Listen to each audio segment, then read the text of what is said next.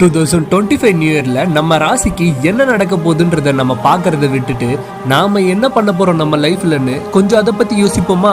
வாங்க யோசிக்கலாம். கடந்த காலத்தை உன்னால மாற்ற முடியாது, ஆனா உன் எதிர்காலத்தை கட்டுப்படுத்த முடியும்.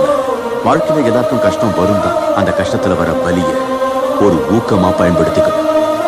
கடந்த காலத்திலேயே வாழறவன் ஒரு கோழை, எதிர்காலத்தை மாத்தி அமைக்கிறவன் தான் உண்மையான வீரன். வாழ்க்கை என்னதான் அடைச்சு வச்சாலும் அதுல இருந்து எழுந்து வர்றதும் எழுந்து வராததும் நம்ம கையில தான் இருக்கு. ஜெயிக்கிறியோ தோக்குறியோ அதை பத்தி கவலைப்பட, முழு மூச்சோட சண்டை போடணும். வீரனுக்கு பயங்கிறதே இல்லை.